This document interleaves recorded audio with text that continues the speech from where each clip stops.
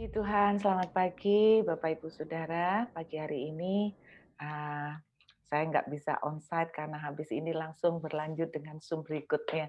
Saya mau mengajak kita membuka dari kitab 1 Tawarikh, pasal yang pertama, ayat yang ke-34. 1 Tawarikh, pasal pertama, ayat yang ke-34. Abraham memperanakkan Ishak. Anak-anak Ishak ialah Esau dan Israel. Sebetulnya dua orang inilah yang akan menjadi cikal bakal dari bangsa pilihan, terlebih dari keturunan Esau. Kita tahu ceritanya bahwa Esau menjual hak kesulungannya. Nah, pagi ini saya ingin kita fokus dari ayat 34 sampai 54 ini bicara tentang keturunan Esau. Anda bisa lihat lagi di bawah keterangan itu ada Kejadian 36, silsilah yang sama dituliskan. Saudara, Anda tahu nggak bahwa keturunan Esau atau yang kemudian disebut dengan nama Edom, Edom itu artinya merah, ya. Nah, keturunan Esau yang kemudian menjadi keturunan Edom, ini di kemudian hari benar-benar musnah. Jadi sampai hari ini, keturunan Esau itu sudah tidak ada lagi. Bukan hanya kita melihat bahwa dampak dari kehilangan kesulungannya, bukan hanya Esau itu kehilangan berkat secara materi. Pada zaman dulu, seorang anak yang mendapatkan hak kesulungan, kalau secara materi atau warisan, maka dia berhak mendapatkan 2/3 dari kekayaan bapaknya, kalau secara materi. Tetapi kemudian kita bisa melihat bahwa pada akhirnya keturunan Esau ini habis, sama sekali tidak ada lagi. Pagi ini saya ingin sharing kepada saudara salah satu faktor yang krusial yang menyebabkan keturunan Esau itu akhirnya habis total. Bukan sekedar karena kehilangan hak kesulungan. Kita tahu bahwa di Alkitab ada beberapa anak sulung yang pada akhirnya kehilangan hak kesulungannya, seperti misalnya Ruben, ya. Harusnya dari 12 anak dari Yakub, maka yang mendapatkan hak kesulungan itu Ruben. Tetapi kita tahu bahwa hak kesulungan jatuh kepada Yehuda, anak keempat. Jadi artinya ada beberapa orang yang lain yang juga kehilangan berkat kesulungan atau hak kesulungan, tetapi mereka masih eksis. Mereka masih ada sampai hari ini.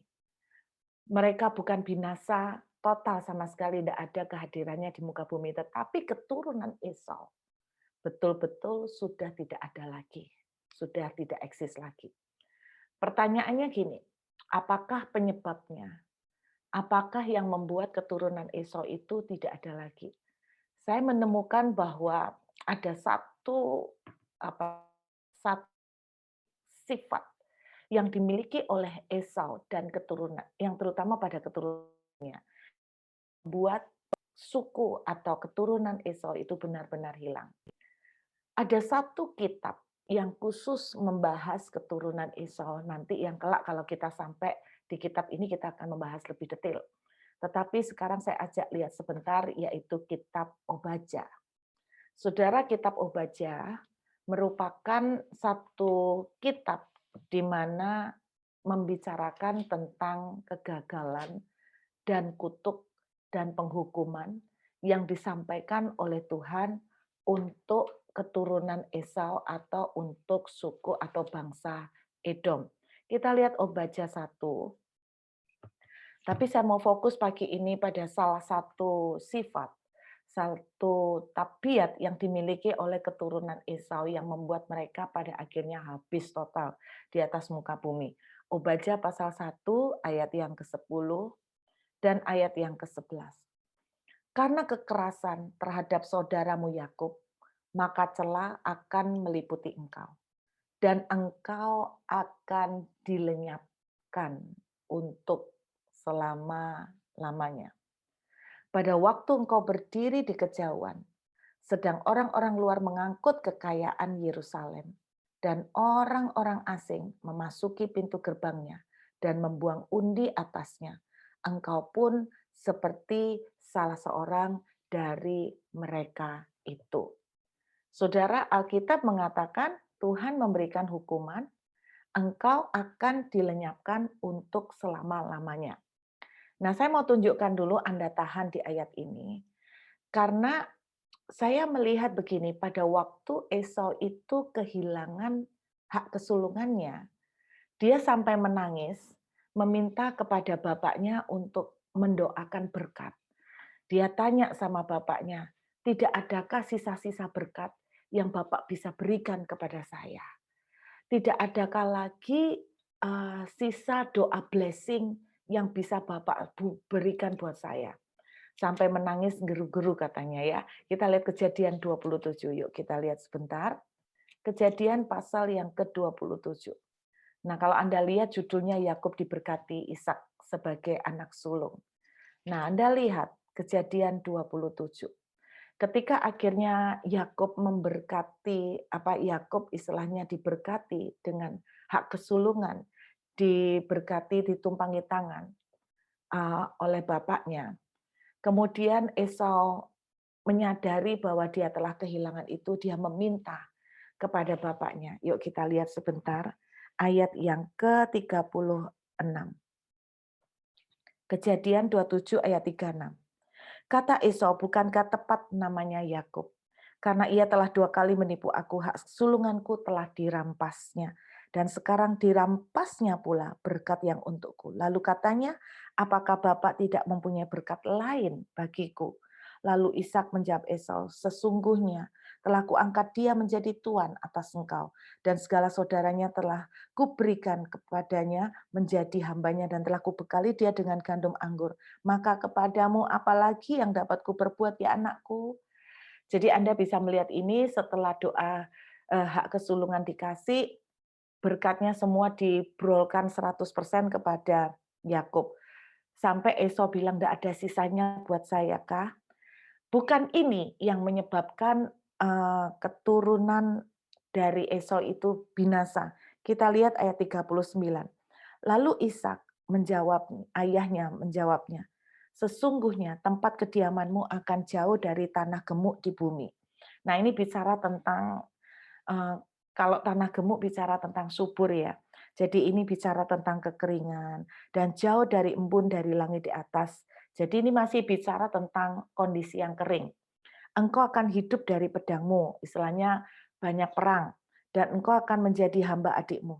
Perhatikan kalimat terakhir, saudara. Jadi saya percaya bukan karena Ishak sudah kehilangan doa berkat untuk Esau. Tetapi perhatikan, tetapi akan terjadi kelak apabila engkau berusaha sungguh-sungguh. Perhatikan, apabila engkau berusaha sungguh-sungguh, engkau akan melemparkan kuk itu dari tengkukmu. Jadi, kekeringan, keadaan susah yang dinubuatkan oleh Ishak, katanya nanti itu akan lepas kalau engkau berusaha sungguh-sungguh. Jadi saya percaya bukan karena kehilangan hak kesulungan yang menyebabkan keturunan Esau ini habis. Kembali lagi ke Obadya pasal 1 tadi. Obadya pasal 1 ayat 10 tadi jelas mengatakan bahwa eh, karena kekerasan hatimu terhadap Yakub, maka engkau akan dilenyapkan untuk selama-lamanya. Ini alasannya. Karena kekerasan hatimu. Kekerasan hati, kekerasanmu seperti apa maksudnya? Kita lihat yuk contohnya. Bilangan pasal yang ke-20. Kita buka ayat ya, cukup banyak pagi ini. Bilangan pasal 20 ayat yang ke-14. Bilangan 20 kita lihat mulai dari ayat yang ke-14, Saudara.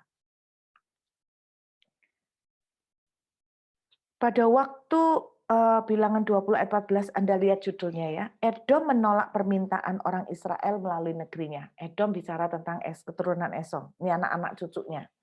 Kemudian Musa mengirim utusan dari Kadesh kepada Raja Edom dengan pesan, beginilah perkataan saudaramu Israel. Perhatikan, saudara ya. Engkau tahu segala kesusahan yang telah menimpa kami, bahwa nenek moyang kami pergi ke Mesir dan kami lama diam di Mesir, kami dan nenek moyang kami diperlakukan dengan jahat oleh orang Mesir.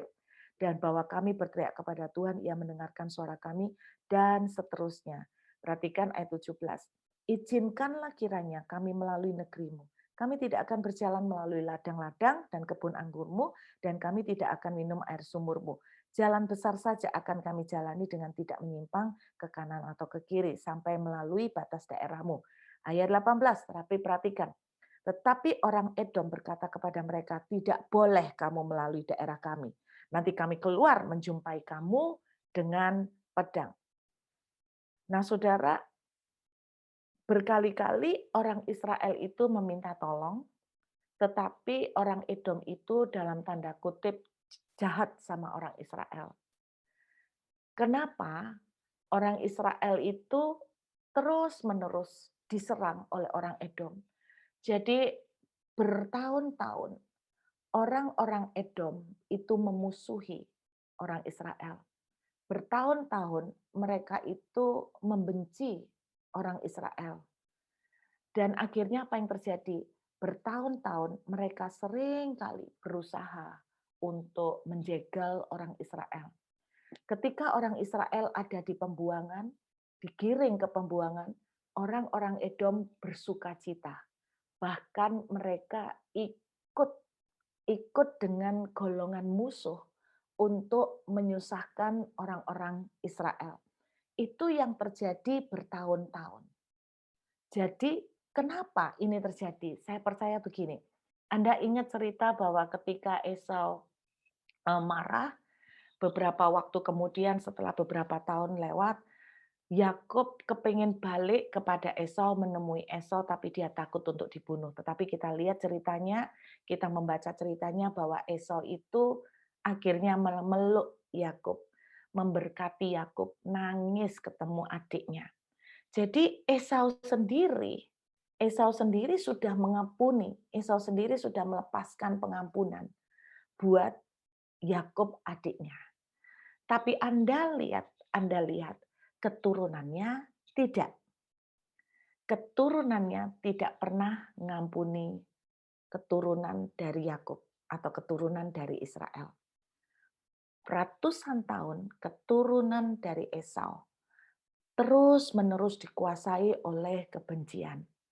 Saudara, memang kadang-kadang terjadi juga ya bahwa orang yang berurusan itu yang harusnya sakit hati, tapi kadang-kadang malah yang lebih sakit hati yang dulur-dulurnya, yang saudaranya, yang keluarganya, yang anak cucunya. Jadi saudara, ini rupanya yang terjadi pada keturunan Esau. Mereka terus masih dikuasai oleh kebencian. Bertahun-tahun terjadi konflik antara keturunan Esau dengan keturunan Yakub. Kita lihat satu ayat lagi, Ulangan pasal 23. Ulangan pasal 23. Kita lihat Ulangan pasal yang ke-23 ayat yang ke-7. Perhatikan. Ini pesan Musa kepada orang Israel. Orang Israel itu berarti keturunan Yakub ya. Janganlah engkau menganggap keji orang Edom. Sebab apa? Dia saudaramu. Jadi Musa itu mengingatkan kepada suku-suku Israel, jangan sampai kamu itu berbuat jahat atau keji kepada orang-orang Edom karena dia saudaramu. Perhatikan sikap yang berbeda sama sekali. Orang-orang Israel di-encourage, diingatkan untuk tidak menyimpan kebencian kepada orang Edom, walaupun orang Edom seringkali berlaku jahat kepada mereka. Seringkali orang Edom tidak mau tolong mereka, bahkan seringkali orang Edom ikut-ikutan menghancurkan mereka. Tetapi Musa mengingatkan orang Israel supaya tetap baik karena mereka adalah saudara. Tapi perhatikan, rupanya keturunan Edom berbeda sama sekali. Mereka masih menyimpan rasa pahit. Saudara, pagi ini sebuah renungan sederhana. Ketika kita menyimpan rasa pahit di hati kita, ini betul-betul lebih mengerikan daripada kehilangan hak kesulungan. Lebih mengerikan daripada Anda lihat kutuk yang terjadi pada keturunan Esau. Engkau akan jauh dari embun, engkau jauh dari tanah gemuk. Tetapi kita melihat bahwa ternyata kalau Anda lihat ceritanya, setelah Yakub dan Esau itu terpencar, Esau itu ternyata masih diberkati oleh Tuhan. Masih diberkati. Anda akan lihat bahwa ketika Esau itu terpisah dari Yakub, ketika saat Yakub mau menemui Esau, Esau itu kayanya luar biasa. Esau itu diberkati melimpah-limpah. Saya tidak tahu apa yang terjadi, tetapi saya terlalu yakin bahwa rupanya Esau ini punya satu kelebihan, yaitu hati yang masih ada untuk mengampuni. Rupanya. Dan ketika dia ketemu Yakub, walaupun dia marah-marah tadinya kalau ketemu kamu habis, tapi ternyata ketika ketemu Yakub dia nangis, dia peluk, dia ciumi adiknya. Ada sebuah pengampunan dan itu membuat Esau itu diberkati. Tetapi rupanya pada keturunannya hal ini tidak terjadi. Kenapa? Karena mereka masih menyimpan dendam dan rasa pahit. Saya mengambil satu kesimpulan. Betapa seremnya ya menyimpan hati yang pahit. Betapa mengerikannya Anda dan saya menyimpan kekecewaan, menyimpan dendam. Karena bukan sekedar kehilangan berkat, tetapi Alkitab menuliskan bahwa keturunan Edom betul-betul binasa dari muka bumi. Saya terlalu yakin seperti kitab Wahyu juga pernah tuliskan bahwa ketika kita menyimpan pahit hati itu kita seperti dosa pembunuhan. Dan Alkitab menuliskan bahwa jatah orang yang menyimpan pahit hati adalah tempat di mana ada ratap dan kertak gigi. Di mana itu saudara? Di neraka. Berarti orang-orang yang terus menyimpan rasa pahit bukan hanya akan kehilangan berkat, bukan hanya kehilangan mujizat, tetapi orang-orang yang menyimpan rasa pahit akan betul-betul kehilangan keselamatan, akan betul-betul kehilangan kesempatan untuk memerintah bersama dengan Tuhan di dalam kerajaan surga. Pagi ini sebuah renungan sederhana ini, saya ingin mengingatkan, jangan kita anggap remeh, karena kita itu pahit hati, kita kecewa sampai sakit hati, lalu kita berkata Tuhan Maha Mengerti. Saudara, Tuhan berkata begini, kalau kamu tidak bisa ngampunin, aku juga tidak bisa ngampunin. Itu sebabnya kenapa orang yang pahit hati tidak akan bisa diampunin, tidak akan bisa ditoleransi. Karena tidak bisa diampunin, maka ujung-ujungnya adalah neraka. Rupanya kata Ishak pesannya kepada Esau, istilahnya dia ngomong gini, jangan putus asa anakku. Kalau engkau betul-betul mengusahakan, maka kuk itu akan terlepas darimu. Bukankah itu pesan bapaknya kepada Esau? Kalau kamu sungguh-sungguh berusaha, maka kuk itu akan terlepas daripadamu. Rupanya, dalam perjalanan kurun waktu itu, Esau betul-betul sungguh-sungguh berusaha. Dia melepaskan pengampunan, dia melepaskan kemurahan, sehingga berkat itu terjadi. Nah, saudara, saya tuh melihat begini, jangan dipikir bahwa ketika Esau diberkati, lalu turunannya diberkati semua. Sekalipun mereka mempunyai kepahitan. Rupanya kepahitan itu bicara tentang personal. Jadi tidak bisa ikut-ikutan. Artinya begini, kemarin salah satu orang tanya sama saya, sebuah pertanyaan, dia bilang begini, Bu, saya ini ketika doakan anak saya yang A ini, apa saja yang saya doakan, itu gampang sekali dijawab sama Tuhan. Kenapa ya Bu, anak saya yang kedua ini, kalau saya doakan itu semuanya tidak ada yang dijawab sama Tuhan. Kok rasanya seret sekali untuk dijawab sama Tuhan? Wah, ini sebuah pertanyaan sederhana, tapi sebetulnya saya bilang tidak ada dari kita bisa menjawab persis. Kenapa? Karena hanya Tuhan yang tahu reason-nya. Tetapi saya berkata begini, jawaban doa juga mau ndak mau ada beberapa faktor. Satu, karena memang belum waktunya. Mungkin apa yang Ibu minta dari Tuhan untuk anak yang kedua memang semua belum waktunya. Atau yang kedua, jawaban doanya ada penghalang-penghalang yang menghalangi. Nah, mungkin anak yang pertama hatinya di-compare, saya bilang mungkin ya Bu, saya bilang mungkin dan ini tidak bisa 100% dipastikan. Mungkin juga faktor hati anak yang pertama dengan hati anak yang kedua itu beda. Jadi saya menangkap bahwa setiap orang itu punya responsibility masing-masing, nggak bisa nunut. Jadi Anda jangan pikir bahwa karena Esaunya baik, sudah ngampuni, maka keturunannya walaupun belum ngampuni tetap diberkati. Rupanya enggak. Jadi berkat yang dialami cuma sampai di Esau. Tetapi keturunannya ke bawah selalu hidup di dalam kepahitan. Maka mereka betul-betul kehilangan banyak blessing Tuhan. Bukan hanya kehilangan blessing Tuhan, mereka juga kehilangan nama dari kitab kehidupan. Saya mau mengingatkan pada saudara-saudara pagi hari ini, yang namanya kepahitan atau kecewa itu bahaya banget. Itu ngeri banget, serem sekali. Jangan pernah kompromi. Jangan pernah berkata bahwa Tuhan Maha mengerti hati saya yang pahit. Nah, pagi ini biarlah kita betul-betul belajar bahwa bukan hanya sekedar berkat yang hilang, tetapi keselamatan, nama di dalam kitab kehidupan bisa betul-betul dihapuskan. Karena itu saya mengingatkan jangan pernah toleransi dengan yang namanya hati yang pahit dan terluka. Jangan seperti keturunan dari Esau, tetapi berubahlah, maka berkat Tuhan pun akan mengalir. Sekalipun hak kesulungan Esau itu hilang, perhatikan. Sekalipun hak kesulungan Esau hilang, bahwa bapaknya bilang kamu akan jauh dari tanah yang subur. Tapi perhatikan, ketika hati orang itu berubah, blessing pun akan terjadi. Mau kutukan kayak apapun akan rontok ketika orang itu berubah. Dan saya berdoa kita jangan seperti Edom yang tidak mau berubah, terus menyimpan akar pahit, terus menyimpan kecewa. Saya berdoa apapun yang menjadi hal-hal yang menyinggung atau tidak enak buat saudara pagi hari ini, saya ingin mengingatkan jangan main-main dengan yang namanya nyimpen akar pahit, nyimpen kecewa. Ngeri banget hasilnya. Yuk kita siapkan hati untuk perjamuan tubuh dan darah.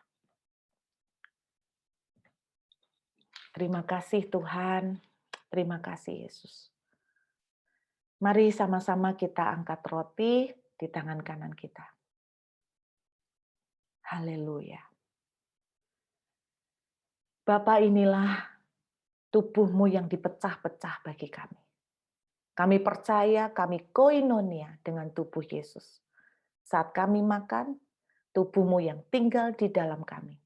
Kami sehat, kami dipulihkan, kami diberkati, kami diberi kekuatan baru untuk bisa menjalankan kehendak Tuhan. Terima kasih Bapa, kami makan dengan ucapan syukur di dalam nama Tuhan Yesus. Haleluya, mari kita makan.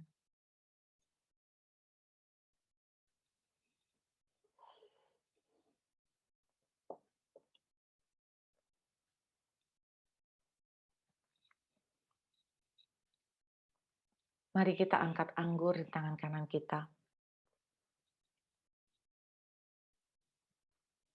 Inilah darah-Mu yang dicurahkan bagi kami untuk menebus dosa-dosa kami.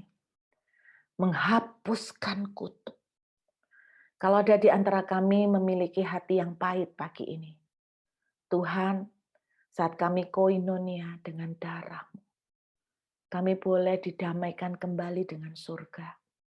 Dan kami mendapatkan kekuatan baru untuk hidup menjadi pendamai, untuk hidup menjadi sejalan dengan kehendak Tuhan.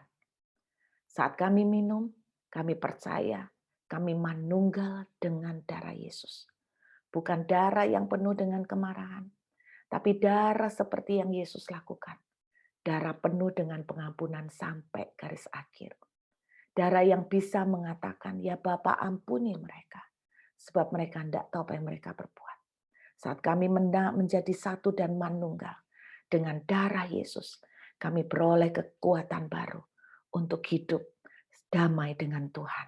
Terima kasih Bapak, kami minum dengan ucapan syukur dalam nama Yesus. Mari kita minum dengan iman. Terima kasih Bapa, meteraikan firman-Mu pagi ini menjadi rema bagi kami. Segala hormat kemuliaan bagi nama Yesus selama-lamanya. Dalam nama Yesus, amin.